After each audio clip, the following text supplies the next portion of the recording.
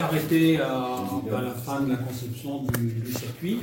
Donc moi je prends la relève derrière. Alors je vais vous montrer, je vais utiliser un logiciel, c'est pas KiCad, j'ai une autre appli, mais bon, ça ne change pas grand chose en fait à la démarche. On a un petit peu les mêmes fonctions d'un logiciel, du moins les fonctions principales. Donc on reste dans le champ du bricolage. Je n'ai pas la prétention d'être un pro du circuit imprimé, loin s'en faut. Avant de commencer, un peu d'histoire, faire un peu de culture, j'étais voir de quand ça datait, les circuits imprimés. Donc c'est début du siècle, début du 20e. Alors il y en a certains qui disent que c'est une invention française, d'autres c'est une invention anglaise. Une chose est sûre, c'est qu'il y a pas mal de personnes qui se sont intéressées à la question, avec pas mal de brevets déposés dans les années 1900-1930. Et le problème apparemment de tous les inventeurs, c'était le dépôt de cuivre sur le support isolant. Le principe du multicouche était déjà inventé, le double face inventé, les traversées, l'équivalent des trous métallisés pour passer d'une couche à l'autre, ça c'était inventé aussi. Par contre, pour déposer le cuivre sur le support isolant, alors ça a été apparemment un gros problème. Ils ont fini par solutionner l'affaire, puisque les premiers circuits imprimés dans le domaine industriel, c'est la dernière guerre. Matériel radio américain, ça ont été les premiers à utiliser ça. Voilà. Alors, donc, câblage filaire, je ne sais pas, vous voyez peut-être pas très bien, mais enfin, vous savez ce que c'est, et du CMS également. Alors, les différentes étapes qu'on va voir, préparation du circuit, impression du typon, alors ça c'est une opération, c'est hyper important. C'est-à-dire là, la clé du problème, elle est là. Quand ça c'est réglé, vous avez fait 80% du boulot si c'est pas plus. Insolation, révélation, donc ça c'est la partie transfert par photo en fait. Gravure chimique, étamage, indispensable. Si on veut faire en particulier du CMS, je vous montrerai une petite bricole que j'ai faite là, que je trouve bien pratique pour faire du CMS. Et puis on parlera un peu de la gravure anglaise, cher à Yannick. J'ai amené un petit montage que j'avais fait en gravure anglaise. Alors, la préparation du circuit, donc là j'ai représenté les différentes couches, la partie isolante, la couche de cuivre, 35 microns, la couche de vernis photosensible et puis le film opaque noir qui protège donc la surface photosensible. Donc à découper un petit peu plus grand que le circuit que vous avez à faire, de préférence à la cisaille, ça fait beaucoup moins de bavure. Si vous ne pouvez pas faire à la cisaille, la scie. Par contre, il faut hyper bien les bavurer parce que les bavures, sinon c'est génial pour rayer les typons. Et puis pour décoller légèrement le typon sur le bord du circuit quand vous mettez le tout dans la soleuse. Donc il faut faire attention à ça. Alors le typon, donc comme je vous disais tout à l'heure, l'étape hyper importante. Alors pourquoi? Eh bien, tout simplement parce que il faut avoir des pistes qui soient parfaitement opaques, parfaitement noires. Le reste transparent ou translucide et des pistes bien nettes. Et ça, c'est pas évident. Alors j'ai fait je me suis livré à un petit essai, vous allez vous rendre compte tout de suite. Voilà, le premier, je vous ai mis ça sur une feuille. Ici, j'ai utilisé un support, on va dire translucide, qui s'imprime très bien d'un côté. Voilà, l'autre côté, il est brillant. Ça, c'est fait avec une imprimante réglée telle qu'on l'utilise quand on fait des impressions papier classiques. Je pense que d'où vous êtes, vous voyez déjà la différence entre différence de noir. Ça, si vous utilisez ça, vous allez foirer votre circuit parce que la lumière passe au travers des pistes. Et puis, quand vous passez votre circuit dans le révélateur, vous avez un petit peu de vernis qui part et ça suffit pour foirer le circuit. Ça marche. Ça, c'est du calque, soi-disant spécial pour les typons. Je ne sais pas si vous voyez le massacre. L'encre, elle migre. C'est infernal. Alors, j'ai fait un autre essai. Ici, ça c'est du film pour les rétroprojecteurs. On n'utilise plus trop ça, mais enfin il y en a certains qui connaissent sûrement. Tu as dû utiliser ça. Là c'est pareil, les noirs ne sont pas assez denses. Et ici j'ai utilisé du calque classique. Voilà, je vous laisse regarder le truc. Donc le support est hyper important. Moi ce que j'utilise, c'est un produit qui s'appelle du Printon. Mais malheureusement c'est Canson qui faisait ça.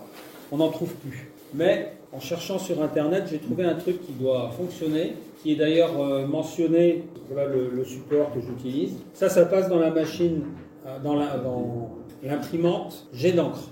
Aucun des exemples que vous avez là n'a été fait au laser.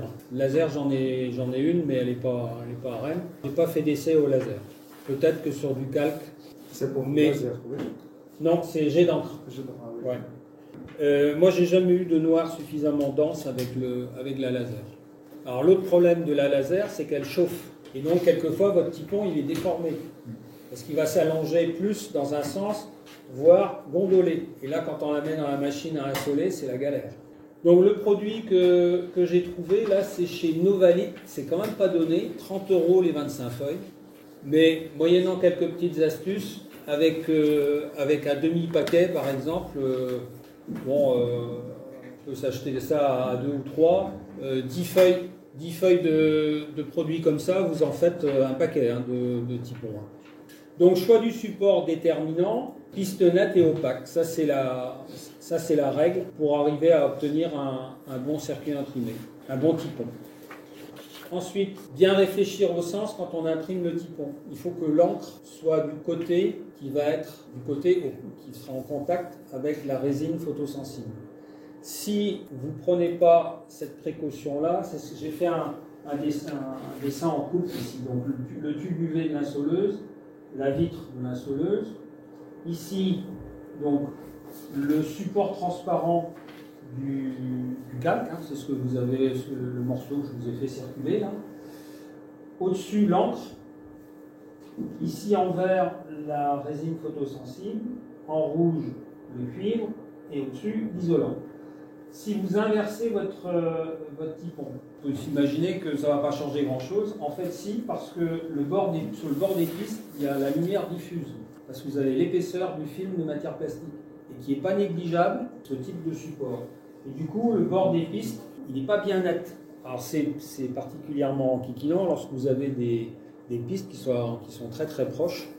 Si vous faites des CMS sur un circuit comme ça, ça peut commencer à devenir un petit peu embêtant. Donc il faut toujours faire gaffe à imprimer du côté donc, qui va être au contact de la résine. Alors, du même coup, il faut réfléchir, il faut se tordre un peu les boyaux de la tête pour savoir dans quel sens on va l'imprimer. Alors ça, c'est le circuit imprimé que j'ai dessiné. Donc ici, comme c'est du CMS, le côté cuivre et le côté composant sont les mêmes. On travaille du même côté. Quand on va imprimer, j'espère que je ne vais pas me planter dans mon explication parce que c'est pas... Alors, où est-ce que j'ai... Ah, j'ai même mise à l'échelle. Ah ouais, mais je ne la vois pas ici. Ah merde. Bon, ben je sais pas, c'est casse-pied. Si tu appuies sur le carré en haut à droite, peut-être que ça va. Ici, il va pas mieux. Attends, ah si, c'est bon, là je vais la voir. Échelle. Voilà. Toc.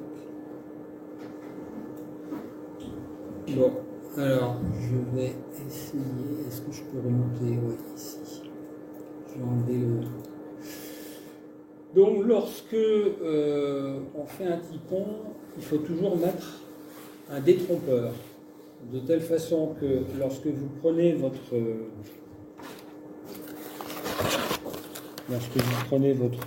typon, que vous le mettez sur la plaque de circuit imprimé, je vais avoir un truc qui est bon, je pense,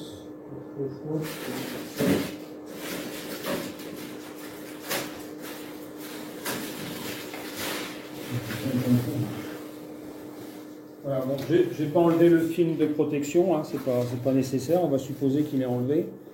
Donc lorsque je mets mon typon sur ma plaque présensibilisée, le côté imprimé qui est le côté mat doit être contre le vernis photosensible. Et dans cette situation-là, si vous avez bien réfléchi et si vous avez bien imprimé votre détrompeur, vous devez pouvoir lire votre détrompeur. Donc vous pouvez mettre votre indicatif, n'importe quoi, simplement une lettre, de façon à ce qu'on lise dans le bon sens. Et si vous ne faites pas attention, il y a vite fait d'inverser votre circuit. Donc selon que vous travaillez en CMS, c'est-à-dire les composants et le cuivre du même côté, ou en câblage classique, composant d'un côté et cuivre de l'autre, il faut bien réfléchir au sens dans lequel on met son... Alors, je peux pouvoir... j'ai pris mes... Ça, je vais ouvrir un autre. Je vais en avoir d'autres où on voit radio dans les alignes. Je dois avoir des circuits. Tac.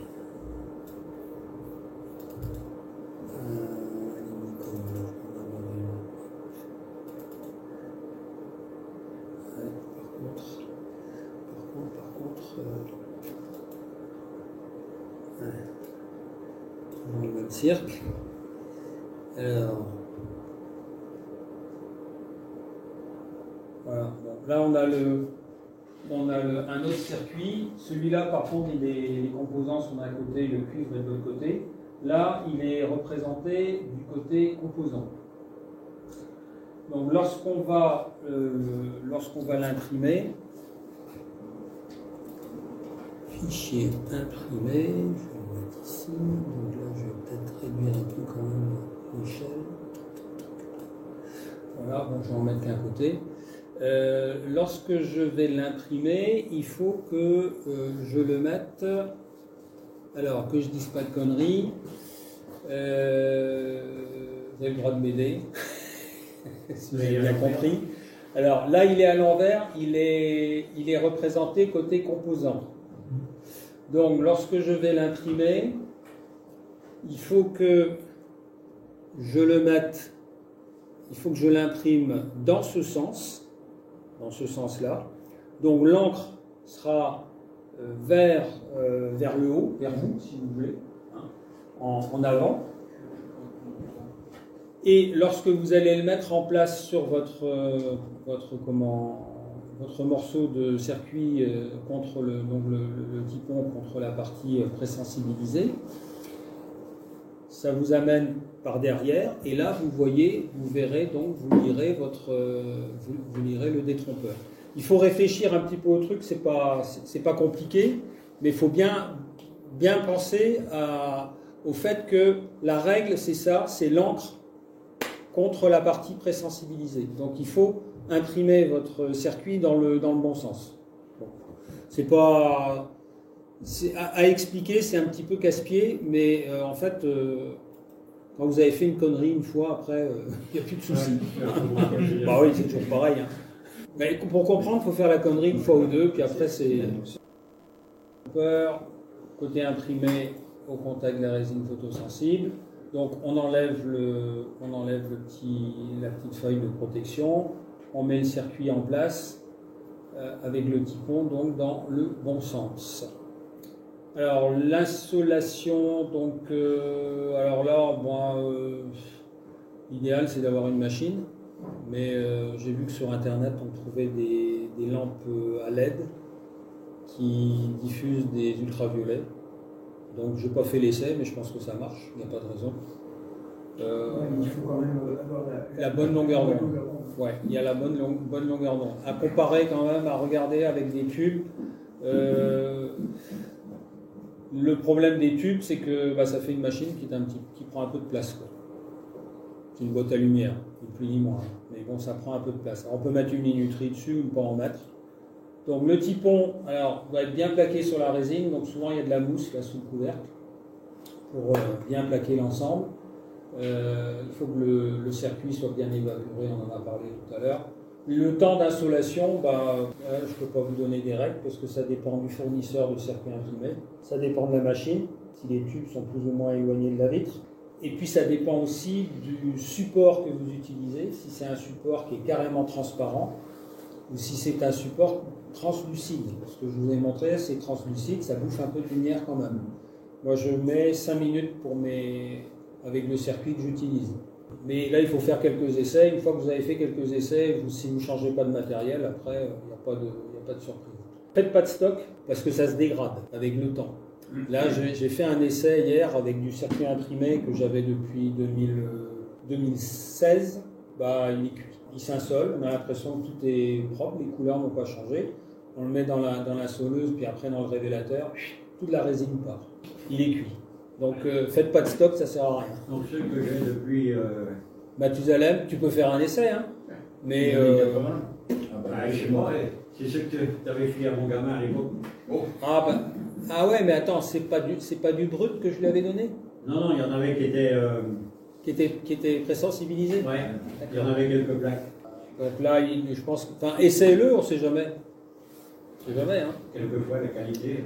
Alors, après avoir insolé donc, le circuit, donc la résine photosensible qui constitue, donc, qui est au niveau des pistes, ne va pas bouger. C'est toute celle qui a reçu les ultraviolets qui vont disparaître avec le révélateur. Alors, le révélateur, j'étais très surpris, ça vieillit aussi. Ben ouais, mais sauf que là, c'est principalement de la soude, hein, le révélateur. Donc je pensais que ça se conservait, puis apparemment c'est pas le cas, parce que j'ai plusieurs sachets là qui sont plus efficaces. Donc se protéger avec des lunettes et des gants quand même, parce que c'est de la soude, c'est pas terrible. On immerge donc la plaque qui a été exposée donc, dans la machine à UV dans la cuvette. Alors, la cuvette, moi j'ai tout ce que j'utilise, hein, j'ai pas d'autre matériel, c'est tout simple. La partie cuivrée visible vers le haut pour voir l'efficacité du produit. Donc on agite un petit peu la cuvette. Il faut tiédir le révélateur. Ça c'est indispensable. Dans les 30-35 degrés, c'est bien. Si vous ne le tiédissez pas, ça ne marche pas bien.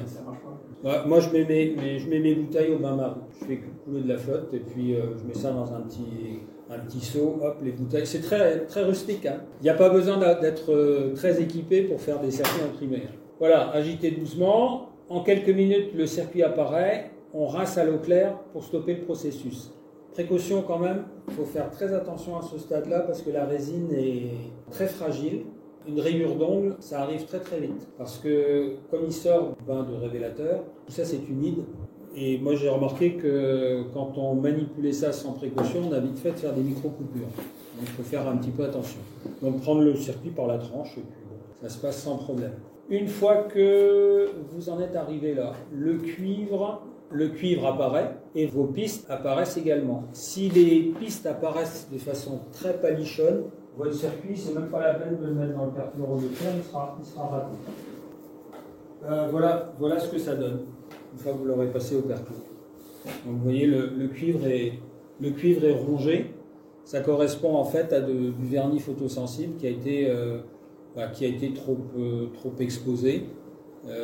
La lumière est passée un petit peu au travers des pistes de votre typon et puis ça altère le vernis. Et quand vous passez au perclos, le perclos il ronge un petit peu au travers du vernis et le circuit est foutu. Donc là il faut que les pistes apparaissent de façon nette et avec le vernis quand même dense, suffisamment dense. Voilà, rien de plus à dire là-dessus. La gravure chimique qu'il faut enchaîner tout de suite après avoir révélé votre circuit. Ne laissez pas votre circuit en plan pendant une journée ou plus, parce que rien qu'avec l'oxygène de l'herbe, le cuivre va s'oxyder. Alors on n'a pas l'impression que ça s'oxyde beaucoup, sauf que quand vous le mettez dans le perclos, vous faites la différence. Donc c'est pour ça qu'il faut enchaîner ces étapes-là tout de suite. Dès que vous avez sorti du révélateur, un petit coup d'eau là-dessus, et hop, tout de suite dans la gravure. Alors la gravure, donc toujours faire attention de rayures, bien sûr. Protéger avec lunettes et gants. Travailler dans un local ventilé. Alors deux produits possibles. Perfluorure de fer, c'est hyper dégueulasse, je pense que vous connaissez. Produit couleur rouille là. Ou alors du persulfate de sodium qui est translucide. Même chose, il faut tiédir vos produits. On peut peut-être même, je crois, chauffer un peu plus que le révélateur, le produit de gravure. Alors il y a des machines, voilà. Bon, ça c'est avec du persulfate de sodium, donc qui est transparent, c'est pas mal parce qu'on voit le circuit, on voit bien ce qui se passe au niveau de la gravure. Il y a même un système pour chauffer le perclos. Alors il y a d'autres machines, moi j'en ai fabriqué une machine à mousse. J'ai fait ça avec une boîte à bec, là, une grande boîte à bec, un petit point incliné, un bulleur d'aquarium. Bon, ça marche, mais il y a une autre méthode toute bête, c'est la cuvette. Moi j'utilise la même cuvette, je mets mon perfluorure de fer dedans et je mets mon circuit cette fois-là à l'envers, le cuivre en dessous, et je mets mon circuit à flotter sur le perclos. Si vous prenez la précaution de bien sécher avec un chiffon doux le dos de votre circuit, vous le déposez à la surface du perclos, il va flotter. Et le perclos va attaquer le cuivre tombe dans le fond de la cuvette et votre circuit se grave très très vite. En plus, quand c'est de l'époxy, par transparence, vous voyez très bien quand votre circuit est arrivé presque à point, quoi. Donc il faut le sortir, vous regardez un petit peu ce qui se passe, petit coup de flotte pour voir s'il ne reste pas des petits points de cuivre. Si vous n'y êtes pas tout à fait, vous le remettez. Une gravure, ça dure un bon quart d'heure à peu près dans la cuvette comme ça avec du perclos chauffé. Le persulfate de sodium, je crois que c'est un petit peu plus lent. Par contre, c'est moins dégueulasse. Alors, le nettoyage, parce qu'il reste évidemment toujours la couche de vernis photosensible sur le cuivre, parce qu'il fallait bien le protéger du perclos. Donc, à enlever avec l'acétone, c'est ce qui est le plus efficace. Bien rincer votre circuit, donc attention aux taches sur les vêtements, parce que alors là, c'est assez redoutable. Et puis, il faut, surtout si vous faites du CMS derrière, il faut l'étamer, même chose, immédiatement. Si vous attendez, une fois que vous avez enlevé le vernis photosensible à l'acétone, là, il faut étamer tout de suite derrière. Si vous ne pouvez pas l'étamer tout de suite, laissez le vernis en protection sur le cuivre. Il va éviter l'oxydation. Alors, pour étamer, c'est une combine de Daniel, les fins aéro, certains connaissent. Grand bricoleur devant l'éternel. Il m'avait donné cette combine. Donc lui, Daniel, un aéro, c'est le champion de la station SDR. Il en est rendu à je ne sais pas combienième. Il est complètement bluffant. Il fait ses circuits imprimés, double face. Il faut voir le truc, c'est à tomber sur le cul quand on voit ce qu'il fait. Et il a des moyens très rudimentaires. Voilà, pour étamer, lui, il utilise ce truc-là, on trouve ça chez Brico Dépôt. C'est du Castolin SP5423. Si vous voulez faire un petit essai tout à l'heure, donc je l'ai amené, c'est une espèce de crème, consistance à peu près du yaourt. On étale ça sur le circuit, et après, avec le fer à souder, on se balade sur les pistes, l'étain s'étale, et là, après derrière, pour faire du CMS, c'est génial. Moi, tous mes circuits, maintenant que je les étame, je trouve vraiment ça super. Par contre, à faire immédiatement, dès l'instant où c'est nettoyé. On peut utiliser, alors ça existe aussi de l'étamage à froid, j'en ai jamais utilisé. De l'argenture à froid, par contre, j'en ai utilisé. S'il y en a qui veulent faire des circuits hyper ou des trucs comme ça, ça peut être intéressant d'argenter les circuits. Pas oublier de tester le circuit à l'oeilmètre, parce que ça, quelquefois on a des mauvaises surprises. On voit des pistes où je passe et à l'œil, on a du mal quelquefois à voir le petit fil de cuivre qui fait le courgeot. Donc c'est une étape évidemment indispensable. Moi je le fais une fois que l'étamage est terminé. Parce que l'étamage peut suffire pour quelquefois régler des problèmes de micro-coupures. Une fois que vous avez passé votre étamage, vous limitez ce genre de problème, donc on peut le faire à la fin de cette étape-là. Voilà. Alors pour enlever les taches sur les vêtements, sur les éviers, parce que ça tache bien les éviers aussi, le perclos, les cuvettes, enfin bref, les doigts, tout y passe. Acide oxalique, ça coûte pas cher. En plus, ça peut servir à la maison pour détacher toutes sortes de trucs. C'est très très très efficace sur le perclos. Alors le perçage, moi je recommande les forêts carbure. On en trouve sur internet pour des prix très raisonnables. Parce que quand vous percez des circuits en époxy avec des forêts en acier classique, très rapidement votre forêt il s'abîme. Et quand vous voulez percer, vous avez un perçage précis à faire, le forêt, ça part... il pète quelquefois, ou il se cintre légèrement, et il n'y a pas besoin de cintrer beaucoup, puis votre trou se trouve un petit peu à côté, c'est vraiment chiant. Les forêts carbure, c'est vraiment... on fait la différence. C'est très fragile. Ça pète aussi. Par contre, c'est ce que j'ai mis, il faut un bon support. Si votre support de mini-perceuse, il est sur une patte, alors là c'est sûr que le forêt carbure, il ne fait pas un pli, vous ne ferez même pas un perçage. Le forêt, pling, il dégage. Évitez les petites perceuses chinoises. Ouais. Les forêts carbure, voilà la gueule que ça a. Je ne sais pas si vous connaissez ce genre de truc. Moi, j'ai eu du bol, on est tombé sur une boîte qui rafutait des forêts, et quand ils étaient hors cote, ils nous les mettaient dans les boîtes, ils nous l'expédiaient au boulot. Donc on n'avait que des forêts carbure au boulot, on les recevait par boîte entière. Alors, récapitulatif du matériel. Donc un logiciel de CAO et une imprimante. Donc, je répète, moi je n'ai utilisé que du jet d'encre. Le laser, j'ai pas essayé depuis belle lurette. Le support adapté, donc ça c'est fondamental. Il faut trouver le film qui va bien, avec de l'encre qui ne va pas diffuser et qui vous donne des noirs suffisamment denses. Une cuvette en matière plastique, le révélateur, les gants de protection, le perclos ou le persulfate, l'acétone, l'acide oxalique, de quoi étamer le PCB, une mini perceuse. Voilà. Bon, somme toute, c'est pas du matériel. Bon, la mini perceuse peut-être, mais le reste, c'est pas très onéreux. L'intérêt, c'est que vous êtes autonome, vous faites vos circuits. Bon, il y a ce mec, il y en a qui aime bien les circuits chinois. T'aimes pas trop les circuits, toi, François, je crois. Bon, moi, je trouve que d'un point de vue bilan carbone, c'est moyen quand même. Allez. Bon. Oui, mais on a ce qu'il faut. Moi, quand il y a besoin, c'est. Ah, d'accord. Ouais. Non, parce que bon, c'est vrai que la solution de faire ces circuits par les Chinois, c'est pas mal. Sauf qu'il y en a pour 15 jours, au bas mot, peut-être plus, même maintenant, avec les détours des bateaux. En plus, si vous faites une connerie, dans votre circuit, c'est vite fait quand on fait des maquettes. Rebelote, il faut refaire le circuit. Je trouve faire ça chez soi, c'est quand même un sacré confort, ça va vachement vite. Mais pour un circuit définitif, si on veut un beau circuit. Ah, par contre, oui. Mais on arrive à faire des circuits pas ridicules soi-même. Franchement, bon, il n'y aura pas le vernis épargne dessus, voilà. Mais on arrive à faire des trucs propres quand même. Donc, les produits usagés s'évacuent à la déchetterie. Le perchlore de fer, il y a moyen de le mettre à l'évier après l'avoir passivé. Il faut rajouter de la soude jusqu'à arriver à un pH 7. Et là, vous pouvez le virer à l'évier, ça pose pas de problème. C'est pas un produit très polluant. Le révélateur, c'est de la soude. Voilà. Donc, pardon, dans les toilettes. De l'acide, ça vient d'autre. Où tu mélanges le perclos qui est acide, voilà. le révélateur qui est basique. Et puis hop. Et tu fermes la porte et puis tu peux. C'est ça. Bon.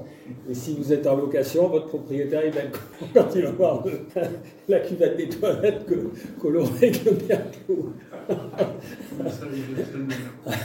Pour peu que vous ayez un évier dont l'émail est légèrement déficient, si vous lâchez du perclos là-dedans, c'est terrible. Ça rentre dans le. Alors l'acide oxalique arrive à l'enlever. Ah si on le détache. Hein. L'acide oxalique, tu vas retrouver du blanc. Mais bon, c'est de l'acide quoi. Vous pouvez faire ça dans les bois.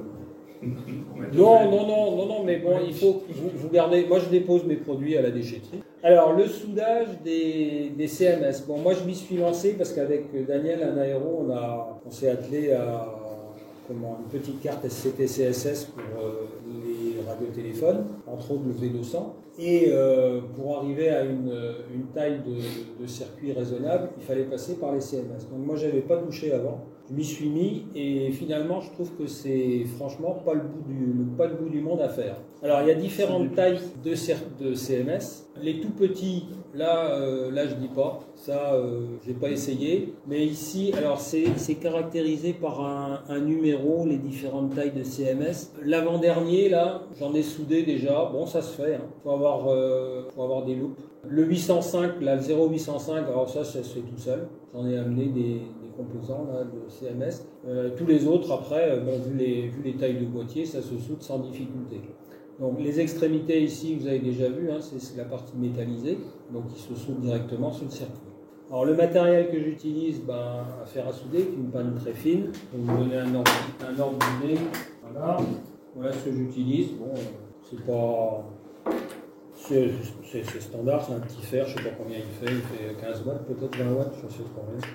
Alors ça, c'est un petit gadget, ça marche vachement bien. Ouais, pour les vieux croumiers comme moi, la loupe frontale, c'est indispensable. Si vous avez une bonne vue, vous pouvez vous débrouiller sans ça, mais bon, moi, j'y arrive pas. Alors, j'explique le principe. Bien positionner les composants. Donc là, on voit l'extrémité de la petite pince.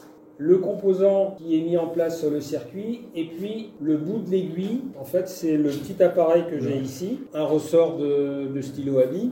Bon ça j'ai fait ça à la commande numérique, mais on peut faire ça de façon très simple. Hein. La petite aiguille qui est là, c'est des aiguilles, on trouve ça chez Gotronic, mais on trouve ça aussi je pense chez d'autres fournisseurs. C'est ce qu'ils mettent au bout si vous voulez, regardez comment c'est foutu. c'est ce qu'on met au bout des seringues pour ceux qui utilisent de l'étain en pâte. Voilà. Donc c'est des petites aiguilles qui sont plates à l'extrémité et ça marche super bien pour positionner. Quand votre CMS est mis en place, vous avez un circuit qui est étamé en dessous, ça se soude tout seul. C'est hyper simple à faire. S'il y en a qui veulent s'essayer, j'ai amené ce qu'il faut. Hein. Voilà, donc après, le composant est plaqué sur le circuit, et puis on arrive avec sa soudure. Alors la soudure, par contre, il faut prendre du fil d'étain très fin. Parce que si vous prenez le chalumeau, ça ne va pas le faire. Voilà. C'est du... Je ne sais plus combien il fait celui-là. Mais bon, il est très très fin, mais ça marche super bien. Voilà. J'ai des circuits, il y a des circuits. Voilà. Ça c'est la petite carte CTSS d'un Nikon. Il y a des composants classiques d'un côté. Alors ça aussi, l'intérêt de faire ces circuits soi-même, c'est que vous pouvez utiliser vos fonds de tiroir. Si vous avez des composants avec des implantations qui ne sont pas forcément très courantes, vous modifiez votre circuit puis vous les utilisez. C'est quand même bien pratique. Donc là, on voit les composants qui ont été soudés. Alors, pour enlever les composants, pour les souder, c'est facile. Pour les enlever, en fin de compte, c'est moins facile. Alors, deux solutions que j'utilise, moi, soit un fer à souder, j'ai trouvé ça chez E44. Des deux côtés. Bon, alors faut régler un peu parce que ça se tord de rire facilement. Mais pour enlever, pour dessouder une résistance, un condensateur, ça marche. Ouais. J'en ai un comme ça marche très bien. Hein. Alors par contre, si vous avez un circuit intégré à dessouder, là ça se gâte. Là ça se gâte parce que vous n'allez pas le faire avec ça. J'ai une petite station à air chaud, ça vaut pas très très cher.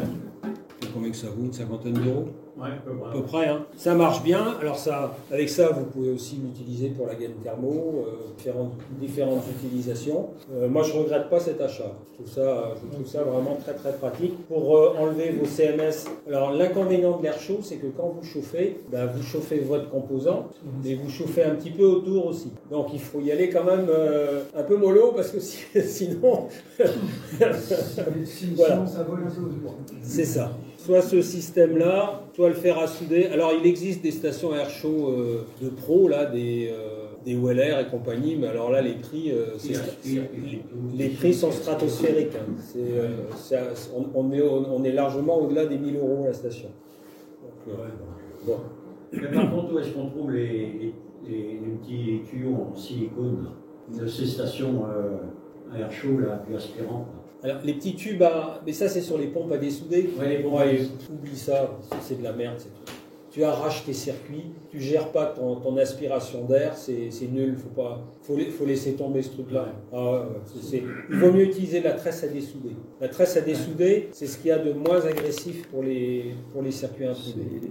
Moi j'ai une station à dessouder Weller autrement classique, là. Enfin, tu l'as vu déjà, c'est une station de récup. Bon, ça marche très bien. Mais tout le monde n'a pas forcément possibilité de récupérer ça.